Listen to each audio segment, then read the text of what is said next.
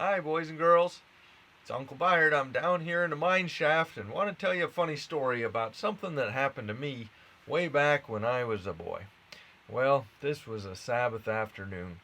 Sabbath is what we call the day that we worship the Lord, and we'd gone to church, and now we were just enjoying the afternoon. It was a fall or autumn afternoon, so the trees were all in bright apparel. They were dressed in orange and red and yellow. It was so beautiful, and the leaves were dropping down, and we'd driven home, and now my mom was in the kitchen and getting lunch ready. Oh boy, I love lunch. A big lunch. Oh, it tastes so good. It's going to be lasagna, and that lasagna is in the oven. I peeked up into the oven, and I could see the cheese there on the top kind of bubbling as the tomato sauce comes on the sides, and oh, the smell was just great. Well, I walked into the living room. There my dad was just sitting, reading a magazine, and so I, a little bit bored waiting for lunch. We had some guests that were coming over. My Bible teacher, I attended a Christian school, and so my Bible teacher was going to come over, and we were waiting for him. And since it was autumn, there was a pumpkin sitting in the corner of the living room. A large pumpkin. And my dad set down his magazine and walked over to that pumpkin, and he pretended to be bowling with that pumpkin. And he was just pulling that pumpkin back and rearing it up like he was going to bowl a big strike, just knock some pins down that didn't really exist on the other side of our living room. Well, as my dad was just playing these theater tricks, pretending like he was bowling, he had that pumpkin there on the top by the stem. You know, there's a big stem on the top of that pumpkin, and so he was holding on to that, and he pulled back, and he swung that thing, and he was just thinking it was just gonna, pretend to be swinging and pretend to be bowling, but something that he didn't expect happened. Now that's a good lesson, because sometimes the things that we don't think about actually happen. Has that ever happened to you? You kind of made a plan, and then the plan didn't work out. Well, that's what happened to my dad, and as he was swinging that pumpkin, he just swung it all the way back, and then just about when he got it full height, suddenly that stem snapped off of the pumpkin. And so the pumpkin was hurling through the air, this great orange orb, like a full moon was going through our living room. My dad and I's eyes just got real big as we watched that pumpkin sail through the air and suddenly smash against a potted plant. There came a noise from the kitchen. "What was that?" my mom hollered. Well, we just said, "No worries." No worries. Whoa, we got worries. So my dad says, "Quick, go get the vacuum cleaner." And we tried to put the pot back together and set the pot up upright. The plant was all over, the dirt was all over the carpet. Ran to get the vacuum cleaner. And as we were getting the vacuum cleaner out, we're pulling the cord and scooping up the dirt and trying to sweep up the dirt, suddenly I heard a sound.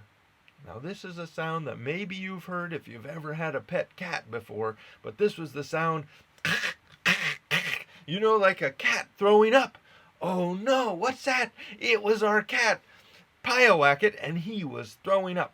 And there he was. He had a big hairball is coming out of his mouth, and half in his mouth and half on the floor, and he's throwing up. And oh man, now we got big troubles. We got dirt on the floor here, and we got cat vomit over there. What are we gonna do? We gotta get that cat vomit. Byard, you go get that one, and I'll cover this one. And so the vacuum cleaner starts up, and I'm getting some paper towels and working on that cat stuff, when suddenly there comes a sound, and it's like a siren, like an air raid, and it's just coming so strong.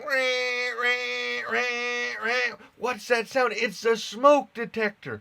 And the smoke detector started going off like it was a tornado alarm, and we said, "What's going on?" And just then we looked, and there's black smoke coming out of the kitchen, and my mom had put in garlic bread into the oven and had forgotten about it, and now the garlic bread was burning and the smoke was coming, and oh, it was just bellowing out. My mom said, "Quick, Nicole, go and get a towel." And so my sister grabbed a towel and she started waving it like this at the smoke detector, trying to get that smoke away from the smoke detector. The cat's coughing up, and there's the vacuum, like that, and smoke is coming out of the kitchen. My mom is there in the kitchen. She's pulling out those char babies out of the oven and scraping the black off, and oh, it's a mess. And suddenly, at that very moment, ding dong, and we all looked, and there was my Bible teacher standing at the door. I could see above the windows just his bald head, sun shining in, and we all had to stop what we were doing and decide, now, are we going to let in this Bible teacher for our Sabbath lunch, that he could rest and enjoy the rest of the day? There's the cat and the vacuum. The alarm's going, the smoke's coming, and we needed to have a guest in our house. Well, that was quite a day, and it always reminds me when I read this Bible text in the back of Revelation chapter 3, we see the message that Jesus sent to the church of Laodicea. Laodicea is a city that was in Asia Minor, and Jesus spoke a word to them, and he wanted to encourage them and tell them that he was wanting to come in and help them. He says, "As many as I love, I rebuke and chasten. Therefore be zealous and repent. Behold, I stand at the door and knock. If anyone hears my voice and opens the door, I will come in to him and dine with him, and he with me." You know, that's just a very wonderful thought, that Jesus stands at the door of our life, and he's knocking, wanting to come in, wanting to help us. Well, what we decided that day was we were going to have to open the door and greet the guests, even though we had our life in a bit of chaos. And you know, Mr. Whitehead, or my Bible teacher, was pretty good at vacuuming, and he got right in and helped us out, seemed to understand the mess. We didn't put him towards cleaning up the cat mess, but he did do some vacuuming. And you know, sometimes our life gets a little messy. We've got problems in our life. We've got friends that aren't working out, and we've got confusing situation in our life, and we wonder, should I let God into this situation, or should I get my life cleaned up before I let God in? And what really is the good choice, Jesus says, don't try to get your life all together before you let me in. Rather, let me in, and I'll help clean up. And that's the best decision you can ever make, to pray and say, Jesus, I've got a mess in my life. I made these bad decisions or bad choices, and I really don't know how to solve them.